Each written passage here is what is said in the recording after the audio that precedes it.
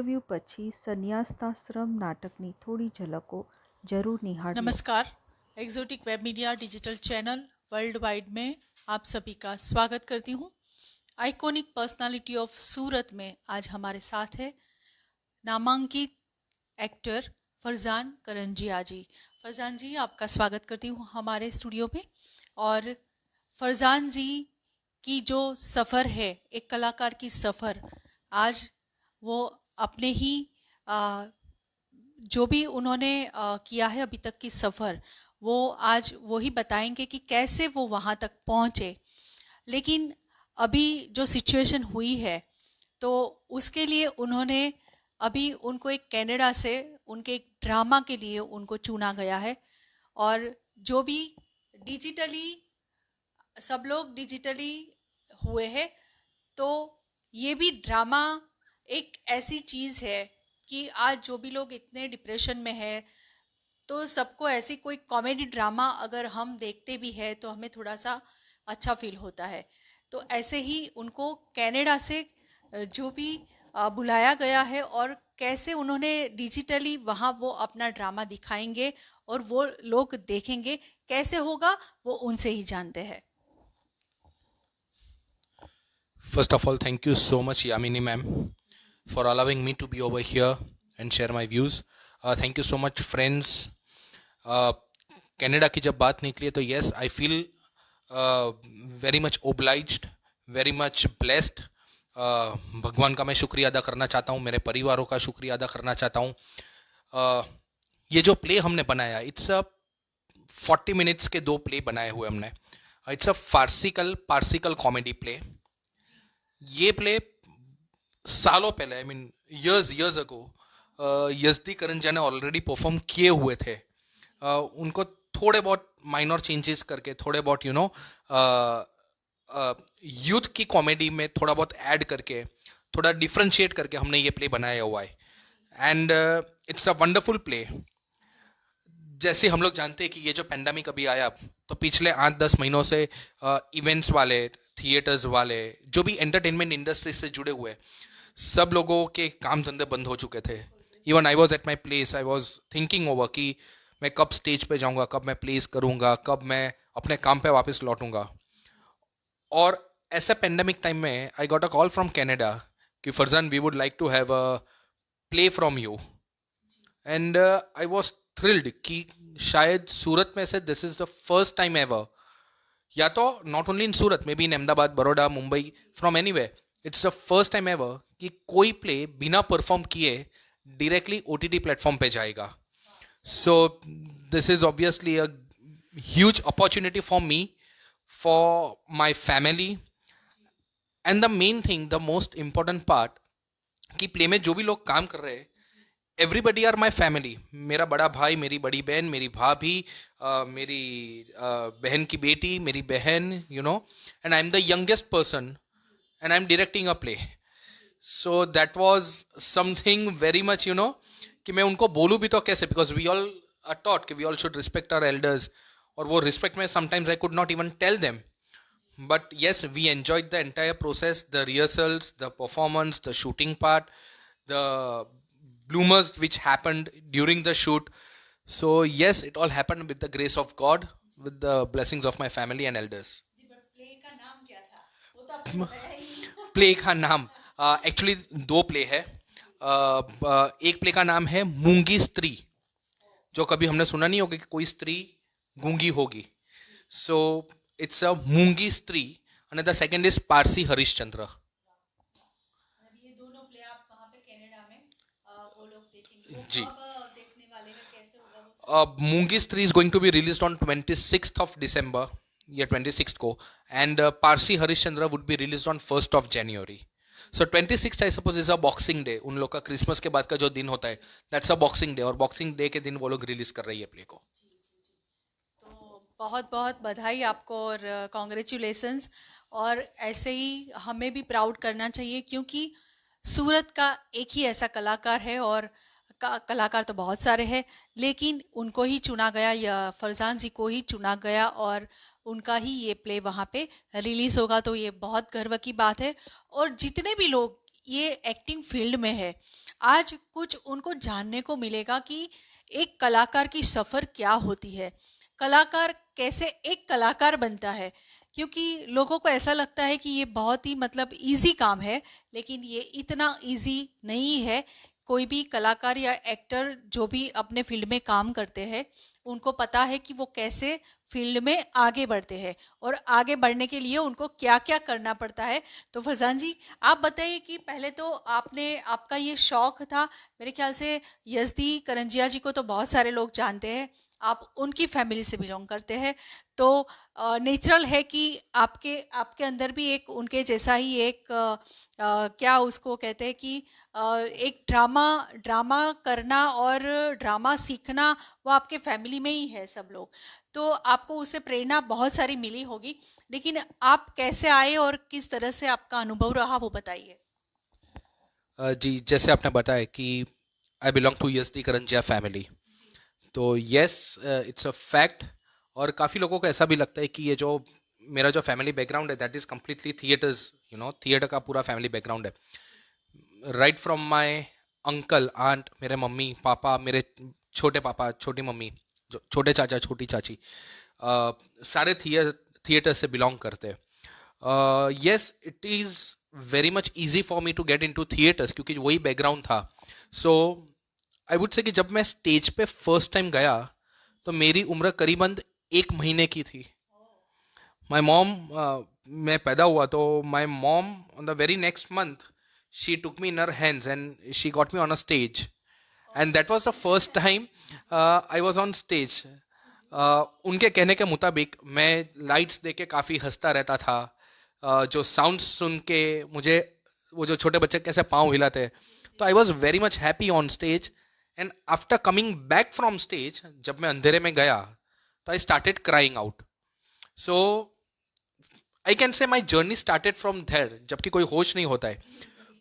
पर professionally, if I say professionally, तो my journey actually started during my college days, schools में। और जब मैं in my teens, when I was in my teens, तो छोटे मोटे रोल जो हमारे ड्रामा ग्रुप में होते थे, ऑब्वियसली वो मैं करता रहता था, छोटे मोटे चांसेस देते रहते थे।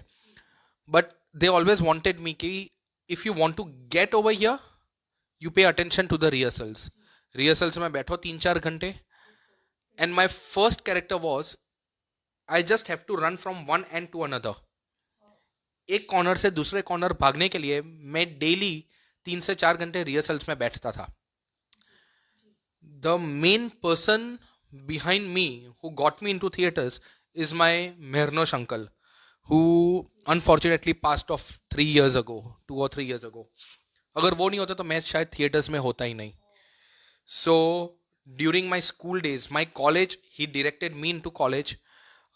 कॉलेज में when I started doing plays, for me it was like, हाँ ड्रामा करना है so it's easy. And college में I was forced, I was not excited. First day when I entered the college, teacher ने मेरा नाम पूछा कि what's your name. I said Farzan Karanjia, and then it was like, Karanjia, so you belong to yes the Karanjia family? I said yes, I belong to yes the Karanjia family. And she was like, बस तो youth festival में you have to do the play. And I was like okay. So from there on she boosted me to do the play.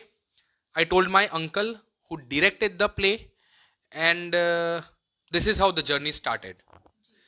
So yes, that's how I fell into theaters, and then it all went on. First आपकी जो शुरुआत हुई वो theatre से हुई, और जब success मिली आपको, तो फर्स्ट ऐसा कौन सा ड्रामा था कि जिसमें आपकी ऐसा लगा हो कि वो ड्रामा बहुत ही फेमस हो गया हो? ऐसा कोई ड्रामा है?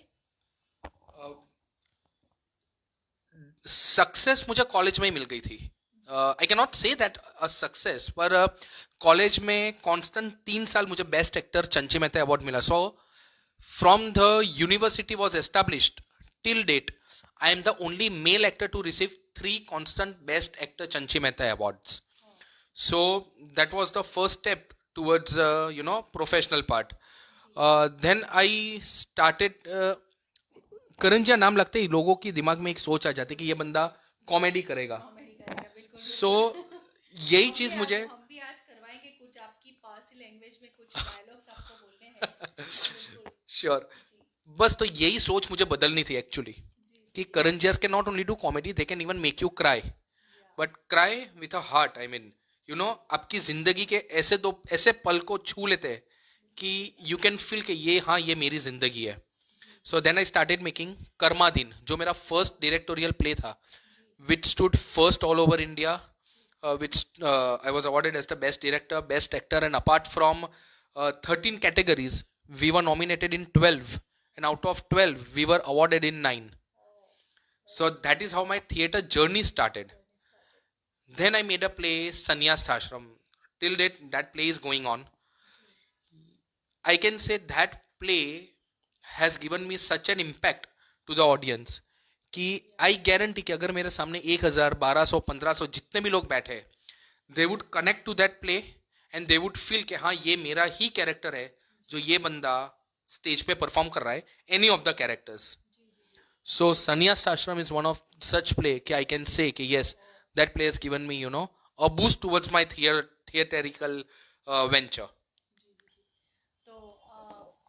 बहुत ही अच्छी बात है कि आपने कुछ अलग सोचा और अलग तरह से, मतलब सिर्फ कॉमेडी ही नहीं, लाइफ में बहुत कुछ ऐसा ज़रूरी होता है, जो बहुत कुछ ऐसी ज़रूरत वाली पल भी हो जाती है कि जिससे हमारा हार्ट में टच हो, ऐसी चीज़ें भी हम, और ड्रामा ही एक ऐसी चीज़ है कि लोगों को दिल तक पहुंच जाती है. और जिस तरह से लोग हर मंथ भी देखना चाहेंगे, हर रोज़ भी देखना चाहेंगे.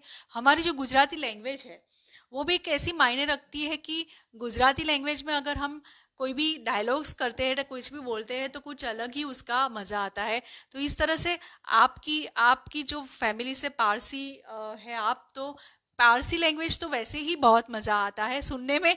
तो आज आपको डायलॉग भी सुनाने हैं थोड़े से.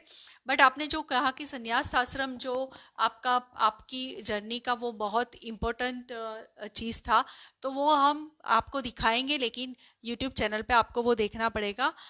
जो पूरा इनका इंटरव्यू के बाद वो थोड़ा सा हम आपको इसका टाइटल दिखाएंगे, तो आपको पता चलेगा कि ये रियल में क्या स्टोरी थी. और आगे चलते हैं तो अभी तक आपने कितने ड्रामा किए और कितनी मूवीज में आपने काम किया है? मैंने करीबन 15 से 16 वन एक्ट प्लेस किए होंगे. करीबन 8 से 10 वन एक्ट प्लेस डायरेक्ट किए होंगे. I have done more than 22 full length plays, जिनमें से करीबन 5 से 7 फुल लेंथ प्लेस मैंने डायरेक्ट किए हुए. Currently I have worked in one Gujarati movie as a lead actor which was released in 2017. Currently, I'm in talking terms with Mr. Hiren Adhikari for Adhikari Brothers. अभी थोड़े दिनों पहले मैंने एक film shoot की, गामित, that would be coming up very soon. और now let's see how things work out. और अभी तो I was very much packed with my Canada part और वो सब में. So yes, this is how my work goes on. I would just like to mention one thing going apart from the way. मेरे पूरी जर्नी में I have got so many good people कि जिनकी वजह से यू नो मुझे जहाँ पे भी आज मौका मिल रहा है मैं अपने बात रखना चाहूँगा.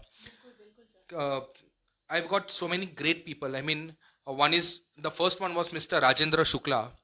न जान न पहचान, उन्होंने डायरेक्टली मुझे अपनी स्क्रिप्ट एक विश्वास पे दे दी कि this is my script and yes you can go for it.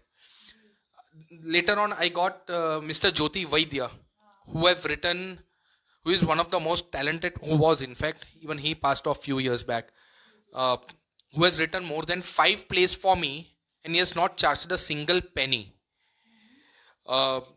People always believe that they have one father and a one mother. मुझे ये बात कहने में बिल्कुल भी शर्म नहीं है कि मेरे 3 पापा है और मेरी 3 माएँ हैं. One is biological and 2 are in bloods.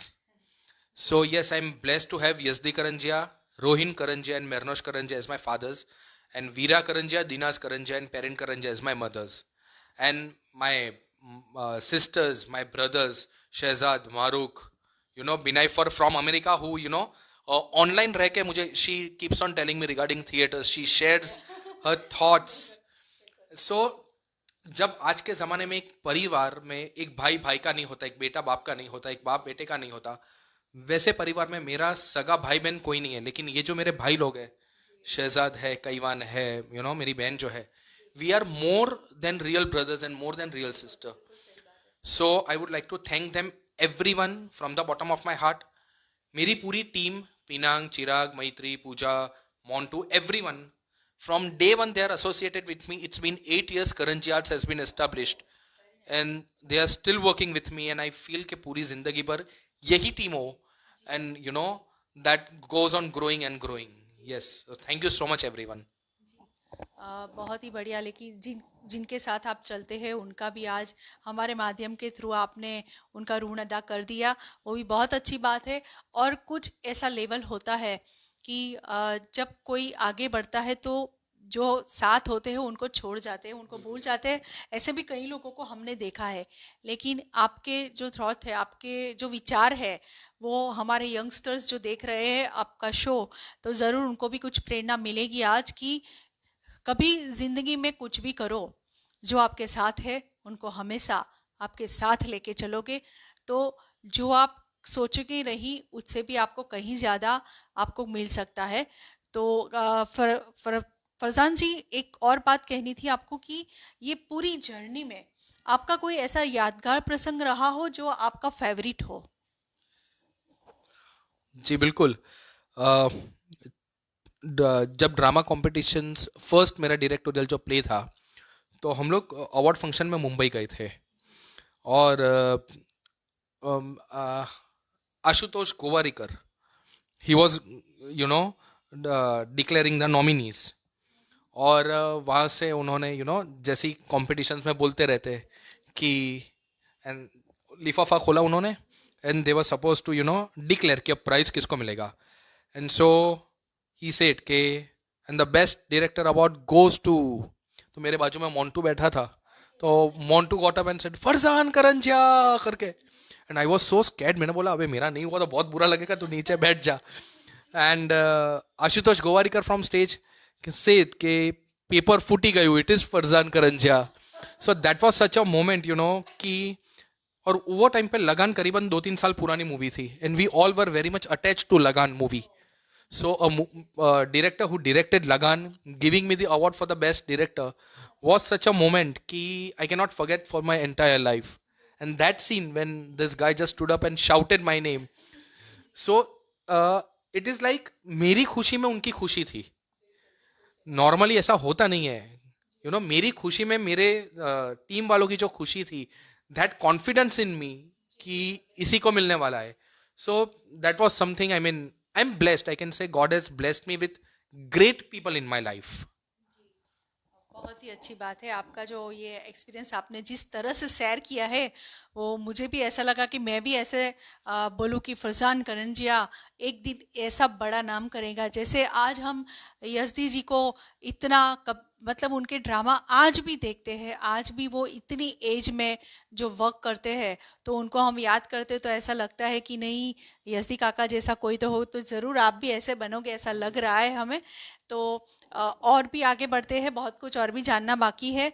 तो आगे आपके कौन से प्रोजेक्ट रहेंगे और आगे आप क्या करना चाहेंगे और कितने मतलब फिल्म करेंगे क्या या करने वाले हैं, तो वो बताइए हमारे दर्शकों को। करंटली तो अभी हम लोग सब पेंडेमिक में से अभी बाहर आ रहे हैं.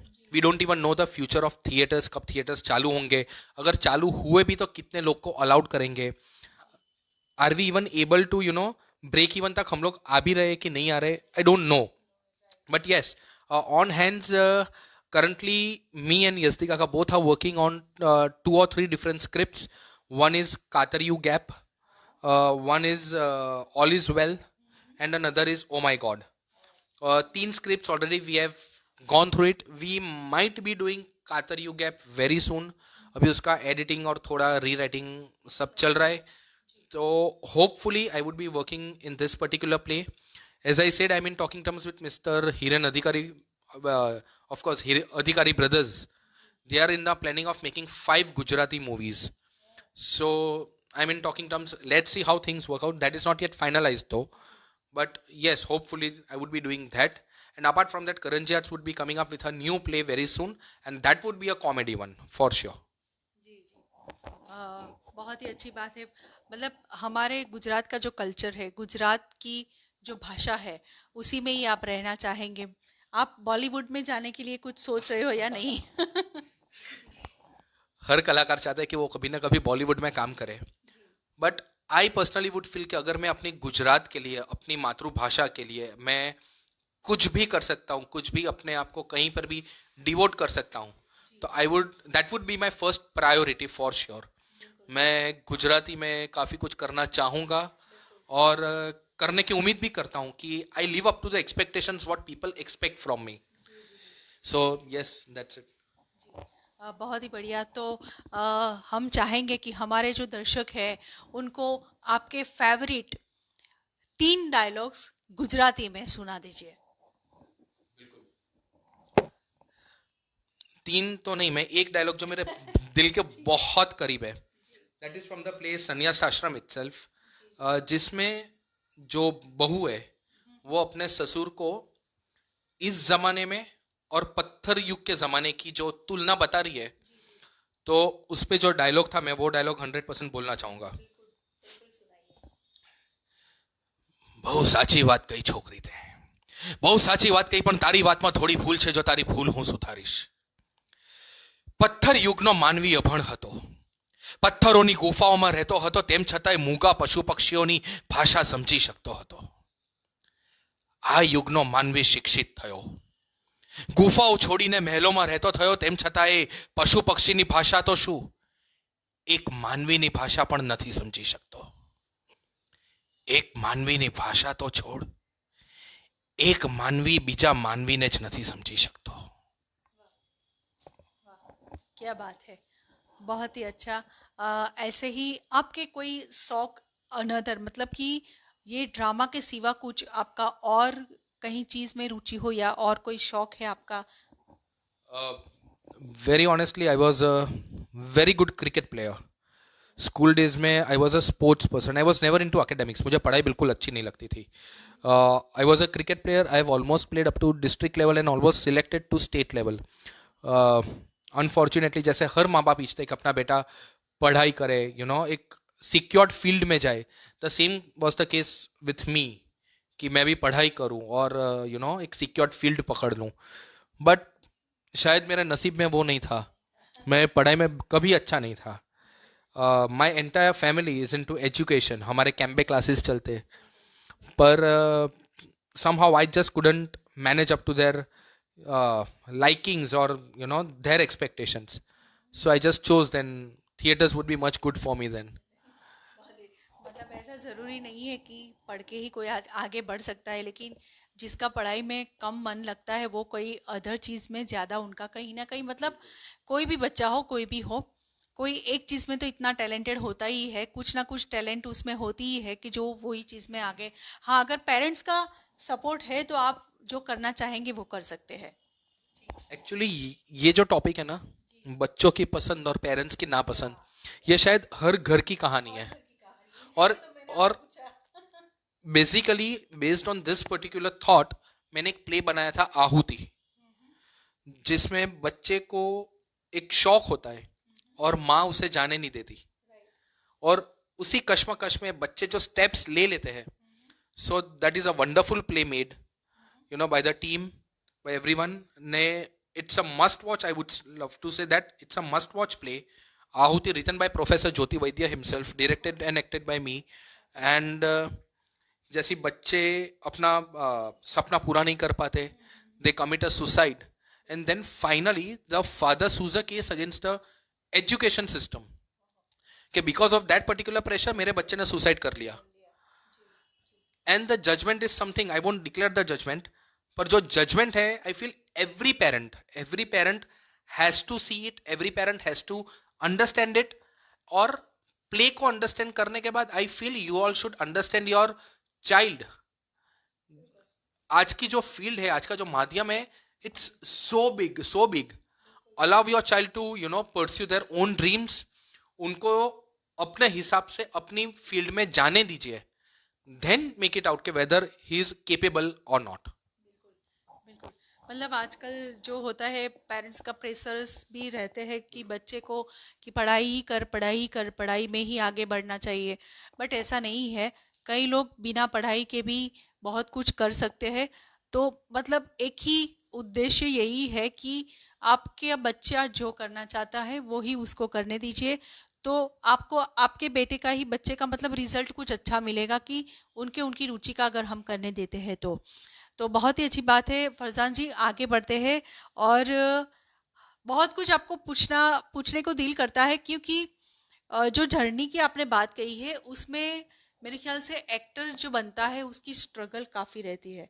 तो आपने कुछ ऐसी आप में कहानी है कि कुछ आपने स्ट्रगल की हो और आपको कहीं ऐसा लगा हो कि नहीं चलो इसमें तो बहुत सारी मेहनत करनी पड़ रही है, नहीं मैं अब नहीं करूँगा, आपको और फील्ड में जाना चाहता हूँ, ऐसा कुछ कभी फील हुआ है?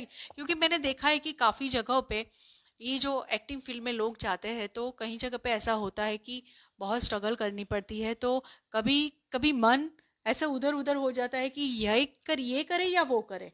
तो आपके साथ कभी ऐसा कुछ हुआ है क्या? स्ट्रगल हर बंदे को करनी पड़ती है। सचिन तेंदुलकर भी जब 14-15 साल के थे तो उन्होंने स्ट्रगल की ही होगी, तभी जाके 16 साल की उम्र में उनको इंडियन टीम में सिलेक्शन हुआ था। ऑब्वियसली मेरा मन कब चेंज होने के बारे में सोच रहा था। मैं एक पारसी हूँ, I can not speak good Gujarati, right. सो सबसे पहले मैंने बाहर वालों का जब प्ले किया था, she was Sonal Vaidya and I was doing the play Jasma Odan, और I was never able to catch the difference between त एंड थ एंड थ, यू नो। सो वो इतना, वो बोलती है ये टपेली का ट है, मैं बोलो टपेली हो या तलवार हो, फर्क क्या पड़ता है यार। सो आई वॉज सो फोर्स कि तू जो बोल रहा है वो गलत है, and I was not able to catch up कि मैं क्या गलत बोल रहा हूँ। मुझे पता ही नहीं चल रहा था। I was so fed up, मैं एक दिन रिहर्सल्स में नहीं गया, मैं इतना फ्रस्ट्रेट हो गया था अपने आप से। नेक्स्ट डे सोनल आंटी खुद मेरे घर पे आए, शी मेड मी अंडरस्टैंड कि as far as acting is concern you are doing too good. और उनकी खासियत देखिए मैम, मैं बोलूँगा शायद कोई नहीं करेगा ऐसा। जो कैरेक्टर उन्होंने मुझे दिया था वो उनके बेटे का कैरेक्टर था। उनके बेटे की एग्जाम्स थी तो उन्होंने वो कैरेक्टर मुझे शिफ्ट किया। बेटे की एग्जाम्स खत्म हो गए and that play was selected for the national levels, Rajkot में या कहीं, I don't remember the place. तो आई थॉट कि चलो अभी उसकी एग्जाम्स तो खत्म हो गई, शी वुड आस्क मी कि नाउ यू कैन लीव, मेरा बेटा कर लेगा। शी आस्क्ड हर सन कि now when Farzan is doing you can not do the character, you be on the backstage and let this guy do. So hats off to this particular thought, and I was very much blessed कि मुझे वो stage पे perform करने का मौका मिला था when I was very young in my mid teens. And so yes, बस वो पर्टिकुलर प्ले में जो लैंग्वेज की बात थी, दैट वाज, तब मैंने सोचा यार ये अपने बस की बात नहीं है, I stick up to Parsi comedy, वो करेंगे और चुपचाप वहां से निकल जाएंगे। But yes, then she taught me and then I started doing सिर्फ Gujarati plays, not Parsi plays, and that's how the journey started. मतलब आपने ऐसे ही मतलब गुजराती प्ले करना भी शुरू कर दिया और आप कर भी रहे हैं, और पारसी लैंग्वेज से गुजराती लैंग्वेज में कन्वर्ट होना थोड़ी सी मुश्किल ही तो होगी ही, लेकिन फिर भी आपने वो भी अचीव कर लिया और काफ़ी सारे आज इतने लेवल तक आप पहुंच चुके हैं। तो बहुत ही अच्छी आपकी जर्नी आज हमारे दर्शकों के साथ आपने शेयर की। हमारी चैनल के द्वारा आपको शुभकामनाएं हैं कि बहुत आगे बढ़े और बहुत अपने करंजिया फैमिली का नाम रोशन करे, ऐसी शुभकामनाएं देती हूँ। लेकिन जाने से पहले हमारे जो यंगस्टर्स हैं जो एक्टिंग फील्ड में शायद जाना चाहते हैं, तो उनको आप क्या कहेंगे? अपने मन की सुनो, अपने दिल की सुनो, जो भी काम करो ईमानदारी से करो, मेहनत करते रहो, फल की चिंता मत करो। Keep working hard, keep working hard, no matter लोग क्या बोलते हैं उसके बारे में मत सोचो। 100% someday or the other, sooner or later, success would be yours in any way, anyhow. और मेरे चाचा हमेशा एक बात बोलते रहते हैं, I would just like to say that, हंसी लो हसावी लो, બે ઘડી મસ્તીમાં વિતાવી લો, કોને ખબર કાલે મળ્યા કે ના મળ્યા, આજને બસ પ્રેમથી અપનાવી લો. પારસી લેંગ્વેજમાં કેવી રીતના બોલાય? પારસી લેંગ્વેજમાં બોલીને કહો ને કેમ કે પારસી લેંગ્વેજ બહુ જ મજાની લાગે છે જ્યારે So same thing, same thing. દીકરા હસી લે ને હસાવી લે, બે ઘડી મસ્તીમાં વિતાવી લે. કોને ખબર સાલા કાલે મળ્યા કે નહીં મળ્યા, આજને બસ તું લવથી અપનાવી લે. જી મજા આવી ગઈ અમને પણ તમારી સાથે. બહુ ખૂબ સરસ. આવી જ રીતે આપણે બીજા કલાકારોને મળતા રહીશું અને આવી જ રીતે આ એક સુરતનું નામ રોશન કરનાર ફરઝાન કરંજિયા સાથે આજે આપની મુલાકાત હતી. અને ફરીથી બીજા આવા ઘણા કલાકારો જે સુરતના છે અને ખાસ સુરતનું નામ રોશન કરી રહ્યા છે એવા બીજા ઘણા કલાકારોને આપણે પાછા મળીશું. ત્યાં સુધી ફરઝાનજી આપને આપનો સમય આપ્યો અને ખૂબ સરસ અમારા દર્શકો સુધી આપની વાતો પહોંચાડી એ માટે આપનો ધન્યવાદ. અને ફરીથી મળીશું, ત્યાં સુધી મને રજા આપશો. નમસ્કાર.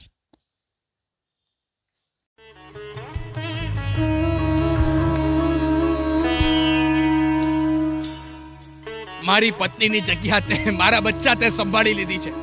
આ સવારનો નાસ્તો, બપોરનું જમવાનું અને રાત્રે મસ્ત મજાની ઊંઘ, એથી વિશેષ આ રિટાયર્ડ માણસને બીજું શું જોઈએ?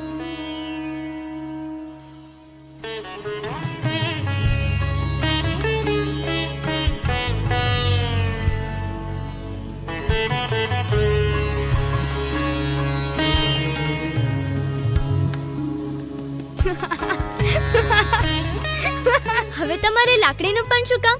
હું છું ને તમારી પાસે જીવતી જાગતી લાકડી.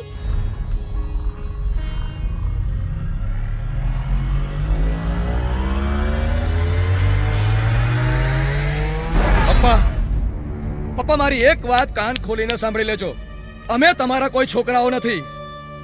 We are just your entertainment tax. બેટા હું તારી માફી માંગુ છું. ખોટા દેખાડા કરવાની જરૂર નથી પપ્પા. મને ખબર છે કે આ ઘરમાં મારું અને પંકજનું કેટલું સામાન જળવાય છે. એક ઓરમાયા પિતા જેવું વર્તન કરો છો તમે મારા પંકજ જોડે. આ આધુનિક યુગ છે જયંતિ કાકા, પથ્થર યુગ નથી. અને જો આ યુગમાં આપણે સમય સાથે કદમ નહીં મળાવીએ ને તો સમય આપણને ક્યાંય પાછળ છોડીને આગળ નીકળી જશે ને એની તમને ખબર નહીં પડે. વૃક્ષ ઝંઝાવાત નહીં ઝીલી શકે, તરણું ઉખડી જાય તો કહેજે મને. જિંદગી તારાથી હું થાક્યો નથી, તું જો થાકી જાય તો કહેજે મને. અરે સંતાનો તો નાદાની કરવા માટે જ જન્મે છે. વડીલોથી આવી નાદાની ન થાય, ન થાય આવી નાદાની. મંજરી, મારા પપ્પાને તારે વેઠવા નથી પડતા. એકચ્યુઅલી એ આપણને વેઠે છે અને એમના વિશે એક્સપર્ટ શબ્દ હલફેલ નહીં સાંભળી લો પ્લીઝ. જુઓ ને હું તમારા માટે શું લાવી છું. શું લાવી તું? Birthday cake. આજે તમારી બર્થડે છે ને?